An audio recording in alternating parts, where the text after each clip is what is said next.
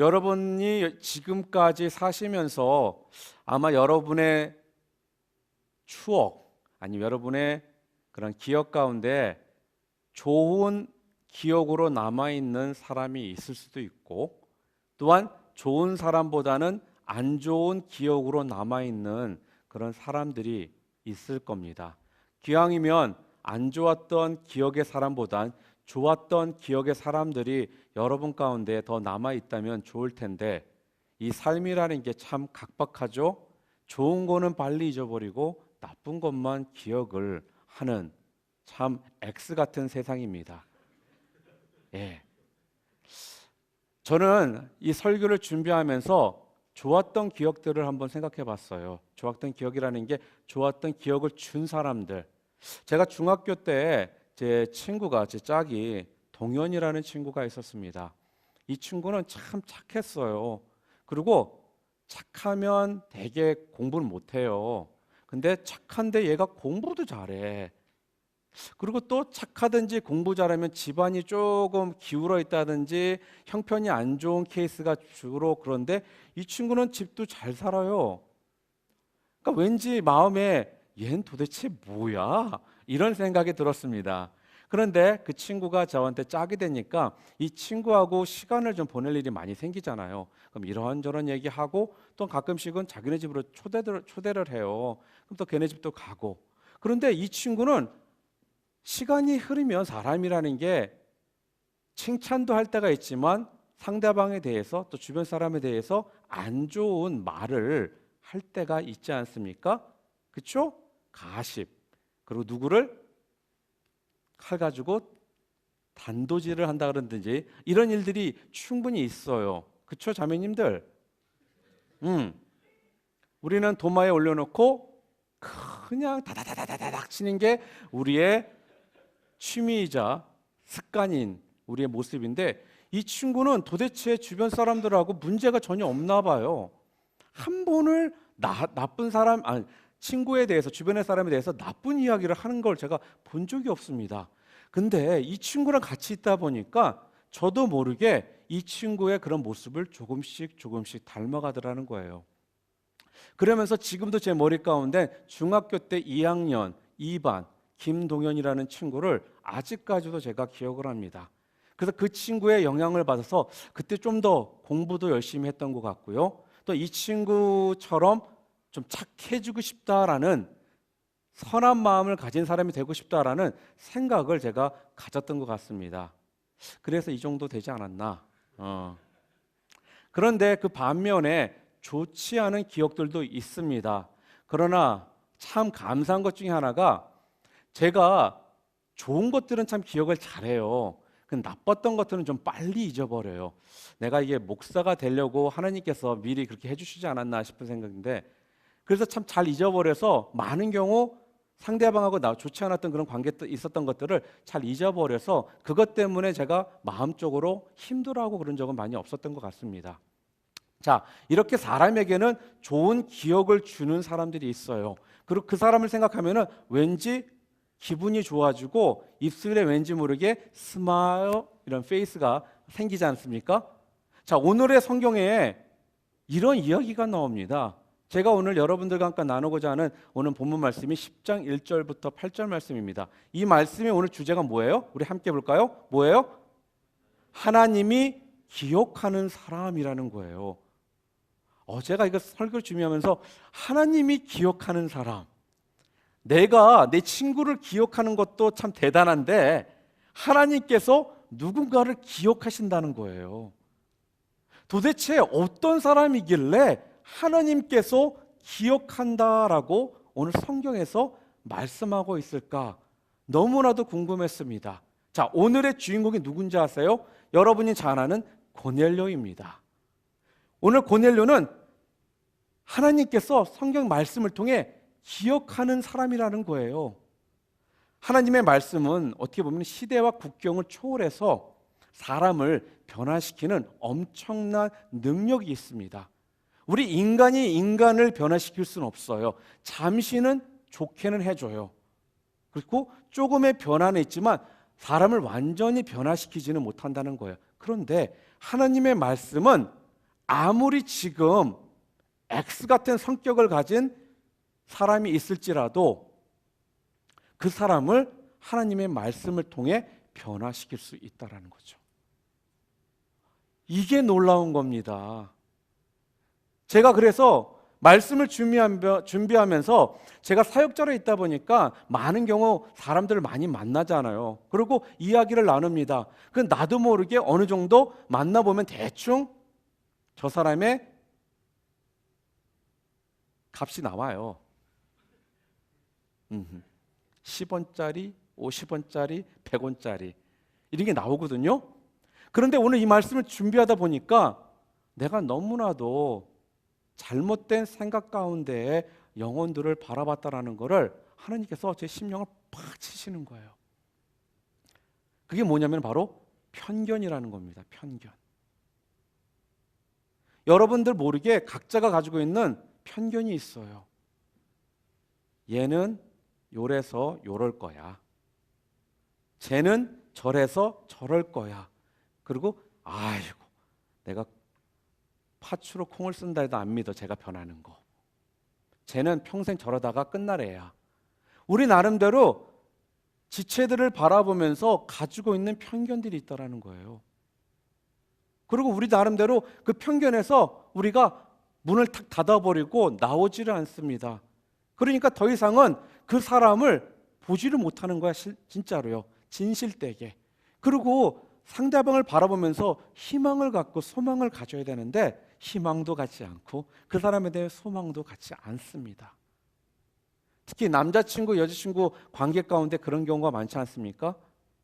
아, 내 여자친구 절대 안 변해. 내 남자친구, 아이고, 내가 포기하고 말지. 이런 생각을 가져요. 자, 오늘 벌써 해답 나왔죠? 그런 남자친구, 그런 여자친구가 변화될 수 있는 게 뭐라고 지금 내가 그랬어요? 말씀이에요, 말씀. 여러분 자신이 변화시킬 수가 없어요. 여러분 자신이 저 인간을 변화시켜 줄 수가 없다라는 거예요. 오직 하나님의 말씀만이 능력이 있어서 변화를 시킬 수 있다라는 겁니다. 우리 솔직하게 얘기할까요? 여러분의 옛날 모습을 한번 보고 지금의 여러분의 모습을 바라보면은 옛날의 여러분의 모습이 지금의 모습을 봤을 때 이렇게 변할 거라고 솔직하게 어느 정도 여러분들이 생각을 하셨습니까? 제가 목회자로서 이렇게 여러분들 앞에서 말씀을 선포하고 목회 길을 갈 거라고는 저는 상상도 하지 못했던 사람이에요. 그런데 하나님의 말씀이 하나님이 저를 지금 이 자리에 쓰게 하셨고 저를 변화시키셨다는 겁니다. 자, 오늘 10장은 바로 하나님의 계획 속에 고넬료라는 사람과 베드로의 만남의 모습이 나옵니다. 자, 이 사건은 어떻게 보면은 여태까지는 복음은 유대인들 거였어요. 그러나 이 계기를 통해 복음이 유대인들에서 이방인으로 옮겨가는 그러한 놀라운 사건의 계기가 되는 그러한 스토리입니다. 고넬료는 어떤 사람이었습니까? 바로 로마의 가이사랴에 파견됐던 군대 장교였습니다. 아마 예루살렘에서 가이사랴까지는 북서쪽으로, 여기가 갈릴리, 그 다음에 여기가 유다잖아요. 그러면 중간이 뭐예요? 조르단 리버예요. 그러면 왼쪽으로 북서쪽으로 거기에 있었던 도시가 가이사랴라는 거예요. 거기에 거리가 어느 정도냐면 예루살렘에서 아마 100km 정도 떨어진 거리거든요. 거기에 군대 장교로 있었던 사람이 바로 고넬료입니다. 그러니까 가이사랴는 로마에 지금 군속되어서 식민지로서 있었던 거죠. 전체적으로 말하면 이스라엘 전체가 지금 로마의 식민지 가운데 있었습니다. 그런데 도대체 이 고넬료가 군대 장관이고 로마의 장관인데 언제 어떻게 이 사람이 복음을 받아들였는지는 우리가 솔직히 정확히 알 수가 없습니다. 그런데 고넬료는 그 복음을 받아들임으로 엄청난 그 삶의 변화가 있었음을 우리가 오늘 본문을 통해 정확히 알 수 있다라는 거예요. 당시 유대인들 중에서도 고넬료와 같이 신실하게 하나님을 경외하던 사람들이 많지는 않았습니다. 그런데 복음과는 상관없이 살았던 이방인 고넬료가, 그것도 점령군 장교 출신으로, 그게 할례받은 유대인들의 멸시 속에서도 이렇게 신실한 믿음을 소유할 수 있었다는 것은 참으로 놀라운 일이에요. 오늘 고넬료의 모습을 통해서 하나님께서는 우리들에게 내가 고넬료의 이 모습 때문에 그를 내가 기억하고 있다라고 이제 말씀하십니다. 저는 이 내용이, 이 모습이 여러분들에게도 동일하게 적용되기를 원합니다. 하나님께서 여러분들을 바라보시면서 너희들이 내가 기억하는 자녀들이다라는 이 칭찬을 들으실 수 있는 여러분 모두 되기를 주님의 이름으로 축복합니다. 자, 그렇다면 도대체 고넬료가 어떠한 삶을 살았길래 하나님께서 고넬료를 기억한다라고 하셨을까? 첫 번째로 뭐냐? 고넬료는 하나님을 경외했던 사람이에요. 자, 여러분이 고넬료같이 하나님께 기억되는 사람으로 살기 위해서는 여러분 모두가 하나님을 경외하셔야 됩니다. 자, 오늘 본문 한번 보겠습니다. 10장 2절에 뭐라고 그래요? 그가 경건하여 온 집안과 더불어 하나님을 경외하며 백성을 많이 구제하고 하나님께 항상 기도하더니, 그리고 22절에는 뭐라고 하냐? 그들이 대답하되 백부장 고넬료는 의인이요 하나님을 경외하는 사람이라. 자, 하나님을 여러분 모두가 경외하시길 바랍니다. 여러분이 경외하시면 하나님께서 여러분을 기억하신다는 거예요. 자, 사전적인 의미의 한자로 경외라는 것은 뭐냐면은 공경하고 두려워하다라는 그런 의미가 있습니다. 사전적인 의미에서 한자어로. 자, 하나님을 경외한다는 걸 쉽게 말하면 간단히 이렇게 말할 수가 있어요. 하나님을 두려워할 줄 알아라, 그거예요.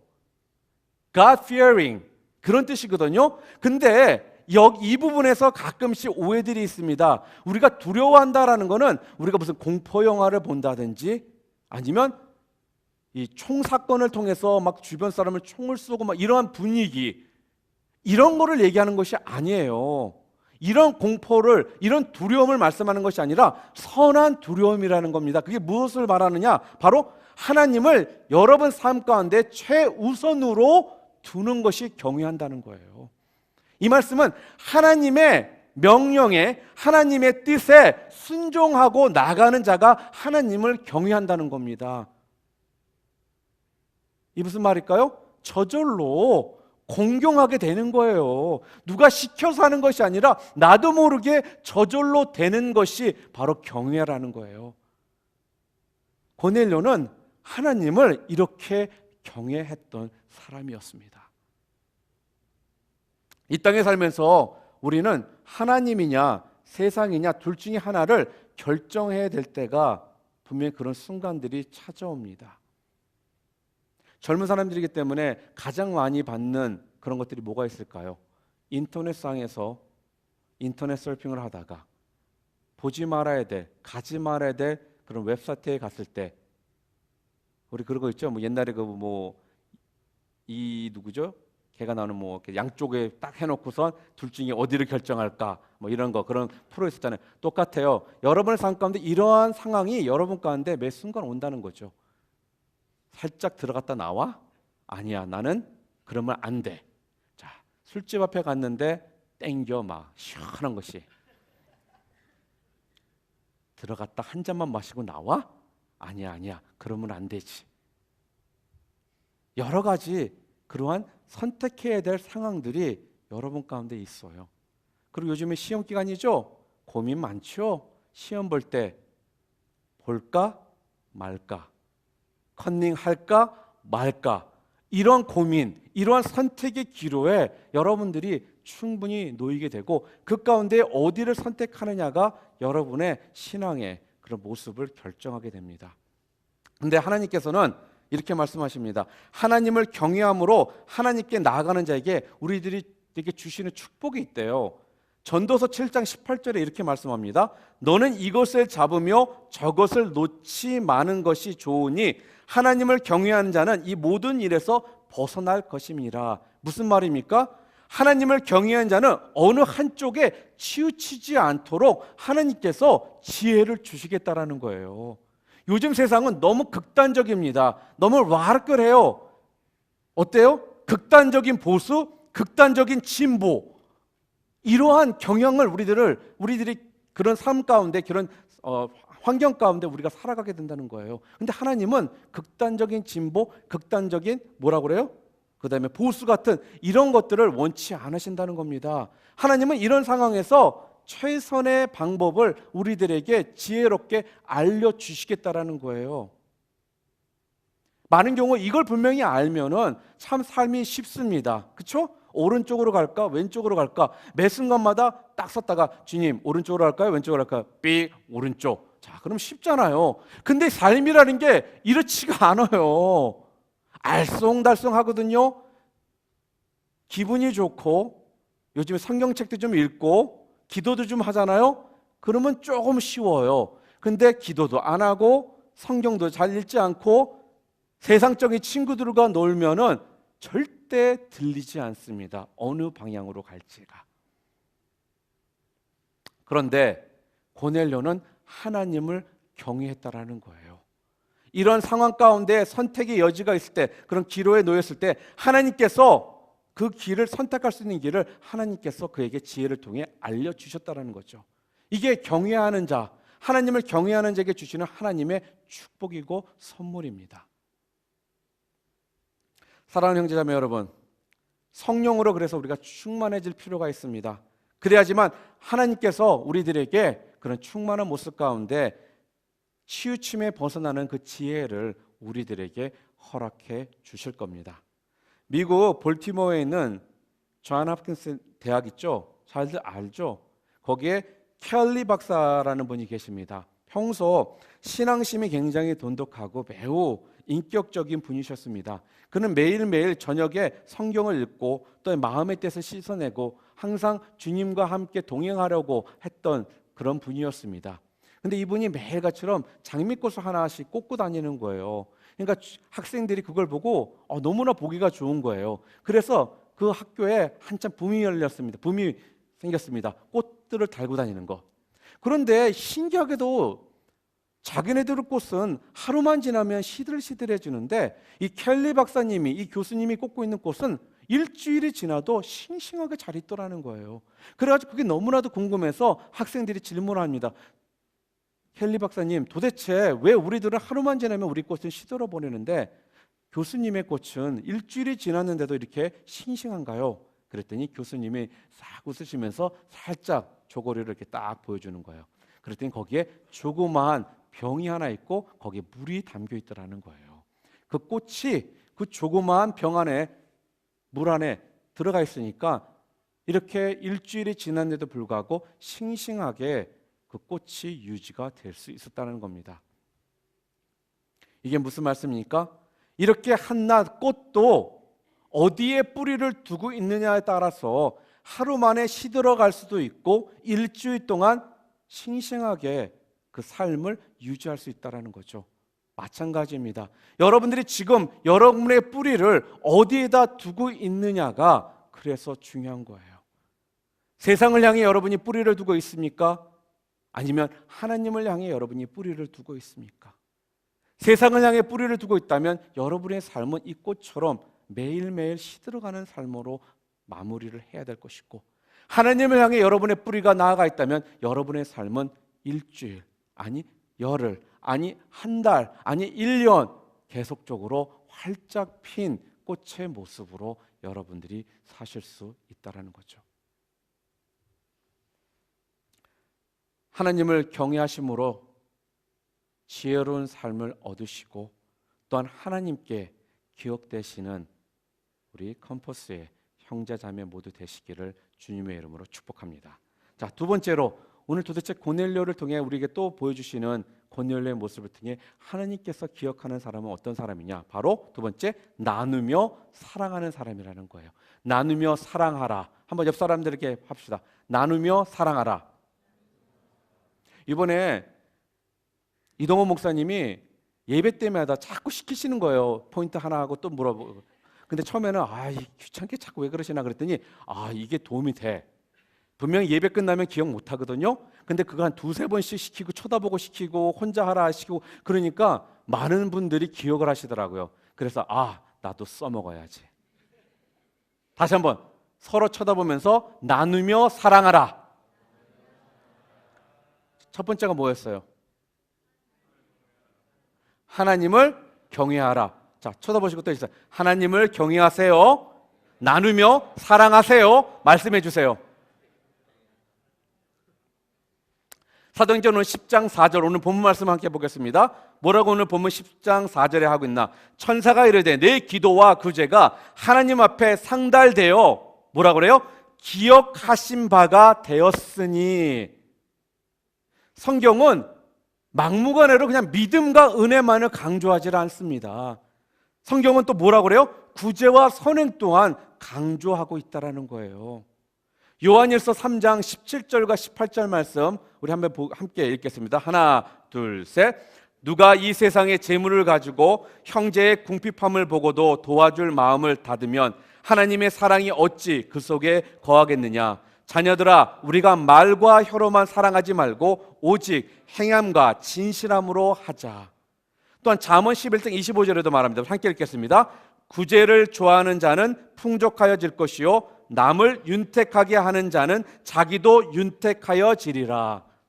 구제는 뭐라 그래요? 하나님의 뜻이고 명령이라는 겁니다. 구제를 해도 되고 안 해도 되는 것이 아니라 구제는 하나님이 기뻐하시는 일이고 또한 하나님께서 우리들에게 명령하신 그 일이라는 거예요.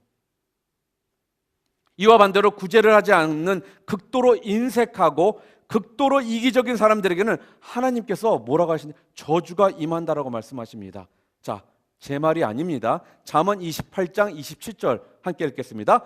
가난한 자를 구제하는 자는 궁핍하지 아니하려니와 못 본 채 하는 자에게는 저주가 크리라. 자, 이런 이야기가 있었습니다. 구두장이 할아버지가 한 분 계셨는데 이 할아버지의 평생 꿈은 예수님을 한번 만나는 거예요. 항상 예수님 만나는 걸 위해 기도를 했습니다. 그러나 어느 날 잠을 자다가 꿈을 꿨습니다. 그런 꿈속에서 예수님이 나타나셨어요. 그러더니 내가 내일 너희 가게를 방문하겠다라고 말씀하시는 거예요. 이 꿈을 꾸고 나서 할아버지는 너무나도 좋았습니다. 그래가지고 본인이 준비할 수 있는 그 음식을 최고로 정성을 들여 음식을 준비하고 예수님께서 방문할 그 시간만을 기다리고 있었습니다.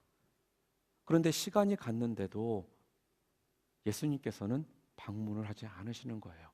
그러나 그날 오후에 거지 한 사람이 방문을 했고 또한 청소부 할아버지가 한 분 방문했고 또한 사과장수 할머니가 방문을 했어요.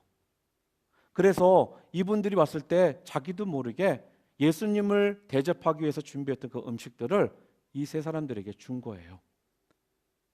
근데 음식을 주면서 너무 이들이 불쌍한 마음이 드는 거고 이들에게 이 음식을 대접해야겠다라는 마음이 너무나도 강했기 때문에 예수님을 위해서 준비한 음식인데도 불구하고 이 세 사람에게 그 음식을 대접을 했습니다. 그러나 그날 예수님은 끝끝내 그의 가게를 방문하지 않으셨어요. 그날 밤 다시 잠을 청했습니다. 근데 꿈속에 또 예수님이 나타나시는 거예요. 그랬더니 예수님께서 딱 서 있는데 너무나 할아버지는 너무나 섭섭했던 거예요.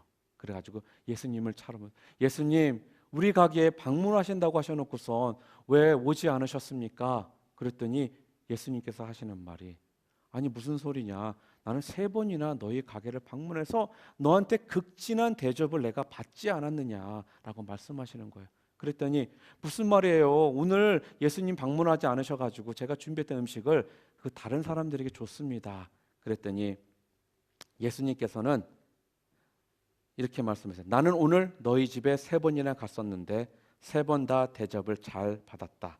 참으로 너는 나를 사랑하는 줄 내가 알았다. 내 이웃에 사는 보잘것없는 사람을 대접하는 것이 곧 나를 대접하는 것이라 라고 이렇게 말씀을 하십니다. 자, 이 이야기는 바로 여러분이 잘 아시는 톨스토이의 그 작품 속에 나오는 바로 마태복음 25장에도 언급되었던 최후의 심판 광경을 생각나게 하는 이야기입니다. 최후의 심판 시 의인으로 판결을 받은 자들에게 주님께서는 이렇게 말씀하십니다. 너희는 내가 굶주렸을 때에 먹을 것을 주었고 목말랐을 때에 마실 것을 주었고 나그나 되었을 때에 따뜻하게 맞아 주었다. 또 헐벗었을 때에 입을 것을 주었으며 병들었을 때에 돌보아 주었고 감옥에 갇혔을 때에 나를 찾아와 주었다라고 칭찬을 하고 있었습니다. 의인들은 오히려 놀랍니다. 도대체 제가 언제 주님께 이런 일들을 했습니까? 라고 말을 했더니 주님께서는, 심판 대신 주님께서는 이렇게 말씀하십니다. 분명히 말하건대 너희가 여기 있는 형제 중에 가장 보잘것없는 사람 하나에게 해준 것이 바로 나에게 해준 것이다 라고 심판의 근거가 무엇인지를 분명히 말씀해 주셨습니다.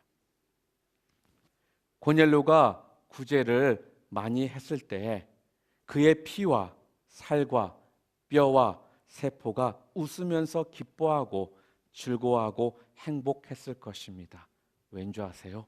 바로 하나님이 원하시는 삶, 곧 나누며 사랑을 실천하는 삶을 살았기 때문에 하나님께서는 고넬료의 그 피와 살과 뼈와 세포에 기쁨과 즐거움과 행복함을 더해 주셨다라는 거예요. 자, 그러나 이기적이고 인색하고 또한 무정한 삶을 살면서 그 사람의 살과 피와 세포가 그 사람은 어떻게 변할까요? 슬퍼질 것입니다. 또한 짜증날 것이고 불행할 것이고 또한 그 사람은 불행한 사람으로 삶을 마감할지도 모른다라는 것입니다. 제가 지금 말하고 있는 이 이야기는 의학적으로도 근거가 있는 이야기입니다. 여러분들이 사랑을 전하고 누군가한테 베풀어 주었을 때 그때 여러분이 느끼는 그 기쁨과 행복은 어떠한 비타민보다도 더 큰 역할을 한다고 합니다. 그래서 받는 것보다 나누는 삶이 더 복된 것이고 받는 것보다 나누는 삶이 진정 기쁨이 있다라는 말씀입니다. 우리 예수님께서는 이 땅에 오셔서 전적으로 우리들에게 나누는 삶, 주는 삶의 모습을 분명히 보여주셨고 그것을 통해 예수님께서 십자가에 달리시면서 그 고통 가운데서도 하나님 앞에 감사할 수 있었던 이유가 바로 거기에 있습니다. 사랑하는 형제자매 여러분, 여러분들은 지금 어떠하십니까? 나누고 사랑하는 삶을 살고 계십니까? 여러분이 나누고 사랑하는 삶을 살고 있다면 여러분의 삶은 피부와 여러분의 뼈와 세포까지도 즐겁고 행복할 것이고 날뛰는 그러한 생명력이 있고 다이내믹한 삶을 여러분 모두가 사시게 될 것입니다. 그래서 바로 오늘 성경은 고넬료의 이 모습을 보면서 그러기 때문에 하나님께서 기억하는 자가 바로 이러한 자다라고 지금 말씀해 주고 있습니다. 세 번째로 고넬료를 통해 하나님께서 도대체 무엇 때문에 고넬료를 기억하신다라고 말하고 있나? 오늘 10장 25절에 나오는데 이렇게 말합니다. 마침 베드로가 들어올 때에 고넬료가 맞아 발 앞에 엎드려 절하니라고 말합니다. 무슨 말씀입니까? 겸손하라. 옆에 사람에게 얘기하십시오. 겸손하세요. 맞습니다. 겸손하라는 겁니다. 고넬료는 어떤 사람이라고 했어요? 로마의 사람입니다. 그리고 또한 게다가 백부장이에요. 고넬료는 지위가 벌써 다른 사람입니다. 간단히 말해서 이렇게 해요. 귀족과 양반과 천민, 이러한 릴레이션십이에요. 이러한 관계예요. 왠지 아세요? 베드로는 어부였지 않습니까? 천민이에요. 그런데 베드로를 보자마자 뭐래요? 발 앞에 엎드려라고 지금 하고 있습니다. 여러분 상상이 가세요? 우리나라 국방부 장관이나 대통령이 여러분 앞에 무릎 꿇고 앉는다, 이런 모습 상상해 보셨습니까? 지금 그러한 모습이나 다를 바가 없습니다. 고넬료는 백부장이었어요. 그리고 이 집안이 어떤 집안인 줄 아세요? 포플리우스 코넬리우스 툴라라는 후손으로 명문가 중에 명문가의 사람이었습니다. 아무도 이 가문을 우습게 볼 수 없는 진짜 명문가였어요. 그러한 명문가의 사람이, 로마 군대 장교인 사람이 베드로를 보는 순간 엎드려 맞이했다라는 겁니다. 여러분 상상이 가십니까? 이러한 일들이 어떻게 해서 가능했을까요? 쉽게 우리가 가능할 수 있는, 추측할 수 있는 그런 것들이 많지가 않아요. 그런데 고넬료는 1분 1초도 주저하지 않고 베드로를 보자마자 엎드렸다라는 거예요. 10장 33절에 보게 되면 이렇게 말합니다. 이제 우리는 주께서 당신에게 명하신 모든 것을 듣고자 하여 다 하나님 앞에 있나이다. 자, 그는 베드로 앞에 있으면서 지금 뭐라고 그래요? 하나님 앞에 있나이다 라고 지금 말하고 있습니다. 베드로를 그냥 어부 출신 베드로로 바라본 것이 아니라 하나님의 사도로서 그를 바라보았기 때문에 그는 베드로 앞에서 무릎을 꿇을 수가 있었던 거예요. 베드로의 사회적 신분은 더 이상 그에게 보이질 않았습니다. 단지 하나님의 사람, 하나님의 사도인 베드로로서만 그가 바라봤기 때문에 그가 비록 천민 출신 어부였을지라도 그 앞에서 무릎을 꿇을 수가 있었다는 겁니다. 이게 바로 고넬료예요. 바로 이게 고넬료의 겸손의 모습이라는 겁니다. 많은 경우 우리는 사람과 사람의 관계 가운데에서 그 사람을 통해 역사하시는 하나님을 바라보지 못하고 단지 보이는 그 사람의 모습, 그 사람의 나이, 이런 것만 바라보고 우리가 사람들한테 대할 때가 있다는 거죠. 잠언 16장 18절에는 교만은 패망의 선봉이요 거만한 마음은 넘어짐의 앞잡이이니라 라고 말합니다. 은혜와 축복을 가로막는 최악의 장애물이지 뭐라는 거예요? 그것이 뭐라는 거예요? 교만이라는 거예요. 여러분들이 주님 앞에 기억되는 사람으로서 쓰임받기 위해서는 여러분 가운데 있는 그 교만함을 여러분들이 버리셔야 된다는 겁니다. 그 교만함 때문에 여러분이 더 하나님 앞에 쓰임받을 수 있는데 쓰임받지 못하는 거고, 하나님 앞에 더 능력받을 수 있는데 그 능력받지 못하는 거고, 하나님 앞에서 즐거움을 누릴 수 있는데 그 즐거움을 누리지 못한 채 답답하고 힘들고 실망스러운 신앙생활을 하게 되는 거예요. 잠언 3장 34절에도 이렇게 말합니다.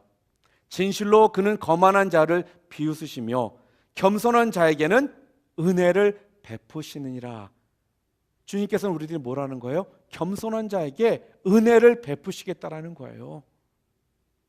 구약의 모세 시대에도 광야교회에서도 하나님은 백성들에게 어떻게 했습니까? 낮에는 시원한 구름기둥으로, 밤에는 불기둥으로 이들을 보호해 주시고 인도해 주셨습니다. 그런데 이스라엘 백성들은 그 주제도 모르고 하나님 앞에서 불평과 원망할 때 그들에게 불뱀을 물리기도 하시고 지진을 통해서 땅속으로 그들이 파묻히는 이런 일도 그들에게 주님께서 보여주셨다는 거예요.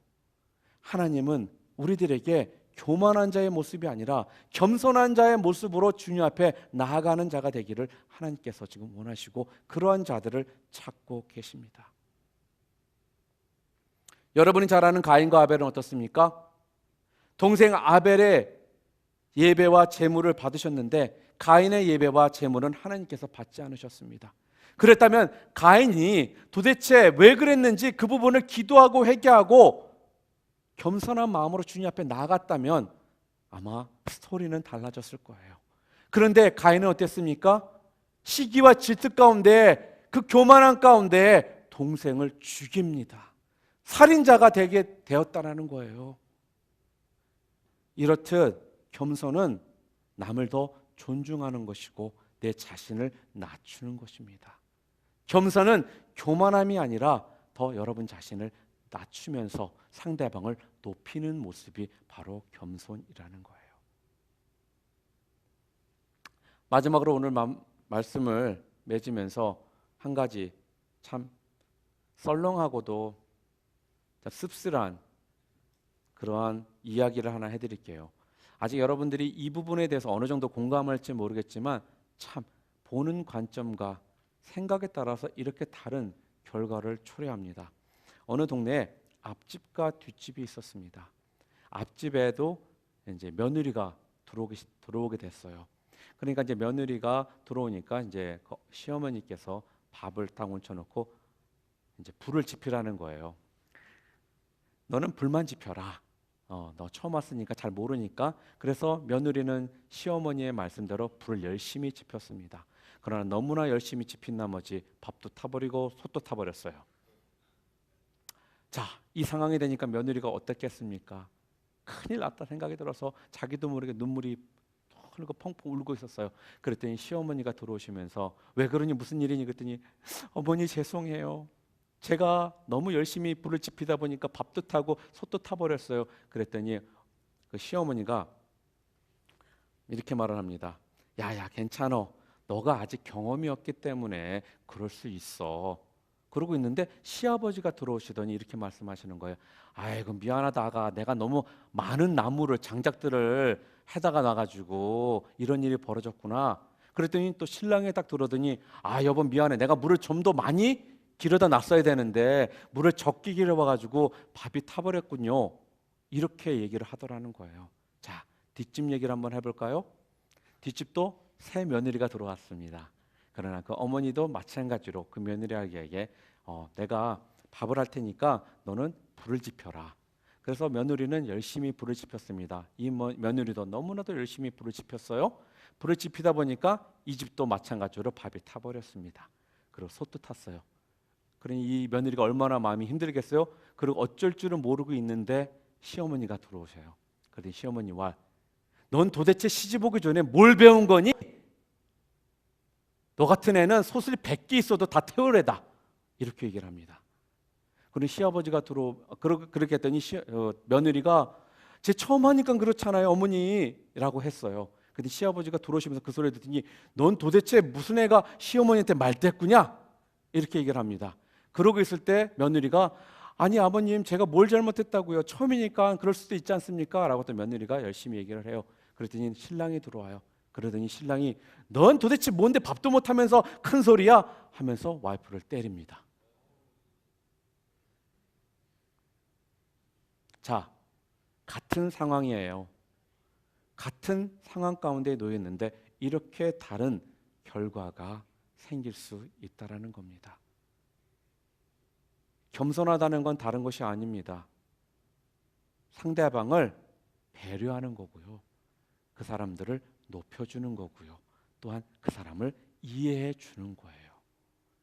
저럴 수 있지. 그래, 나도 충분히 저런 일 할 수 있어. 저렇게. 그리고 내 자신은 낮추고 상대방을 높여주며 격려하는 모습이 바로 겸손의 모습이라는 겁니다. 겸손한 자는 누구의 잘잘못을 포인나 타지 않는 모습입니다.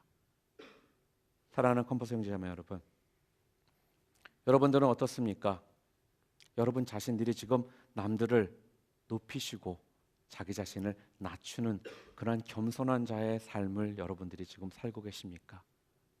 그러나 오늘 성경은 고넬료의 모습을 통해 하나님께서 고넬료를 보시면서 그는 겸손했다라고 말씀하십니다. 그러면서 나는 그 자를 고넬료를 기억하는 자다라고 말씀하고 있다라는 거예요.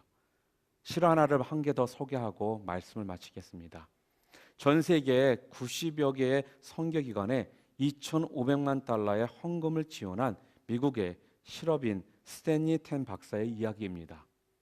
1976년에 제3기 척추암의 선고를 받고 자신이 운행하는 WTGN 라디오 방송을 통해서 그 사연을 시연했다고 합니다. 그리고 청취자들에게 간절히 기도 요청을 했다고 합니다. 그 결과 진짜 성령의 역사하심으로 그 암세포가 완전히 사라졌다는 세계적인 진짜 간증, 실화입니다. 그런데 그 중에서 중요한 것이 있습니다. 그는 자기의 믿음 생활을 소개하면서 좌우명 5가지를 함께 나눈 적이 있습니다. 그런데 그 5가지 좌우명의 첫 번째가 어떤 역경에서라도 하나님께 감사하라. 두 번째, 누구에든지 상처를 만드는 일을 삼가라. 세 번째, 어떤 희생이 따르더라도 성령의 지도하심에 순종하라. 네 번째로, 강단에서 선포되는 목회자의 말을 하나님의 말씀으로 믿어라. 다섯 번째, 날마다 하나님이 기뻐하시는 일 세 가지 이상을 실천하라라고 말을 했다고 합니다. 아마 오늘 본문에 나오는 고넬료도 아마 이러한 삶을 살았던 사람인 것 같습니다. 오늘 하루 여러분 모두가 고넬료의 이 믿음을 묵상하시길 바랍니다. 그리고 여러분 가정과 여러분 자신이 어떠한 삶 가운데 지금 살고 있는지 생각해 보시길 바랍니다. 오늘 성경은 고넬료는 하나님이 기억하는 자다라고 말씀하고 있습니다. 어때서요? 첫 번째로 뭐였습니까? 경건한, 경외하는 사람이라는 겁니다. 여러분 생각하실 때 나는 정말 진심으로 하나님을 지금 경외하고 있는지, 또 내 자신이, 내 가정이 하나님을 경외하는 그런 모습이 되기 위해서 지금 얼마나 노력하고 있는지 여러분 자신들에게 물어보시길 바랍니다. 두 번째로, 내 믿음은 실제 생활에서 얼마나 향기를 드러내고 있는지, 내가 가진 그 무엇을 과연 누구에게 얼마나 지금 나눠주며 살고 있는지. 세 번째로, 그리고 얼마나 남을 존중하고 나를 낮추는 태도의 삶을 살고 있는지. 만약에 이런 삶을 살고 있지 않다면 지금도 늦지 않았습니다. 오늘 이 말씀이 여러분 삶 가운데 진짜 중요한 핵심적인 그런 말씀으로 심령들 가운데 자리매김하기를 주님의 이름으로 축복합니다. 사랑하는 형제자매 여러분, 고넬료를 통해 하나님은 고넬료를 기억한다라고 말씀하셨습니다. 여러분들도 이러한 고넬료처럼 하나님께 기억되는 그런 삶을 사심으로 하나님께 진정한 기쁨을 드리시는 주님의 귀한 자녀들 모두 되시기를 주님의 이름으로 축복합니다. 우리 함께 기도하시겠습니다.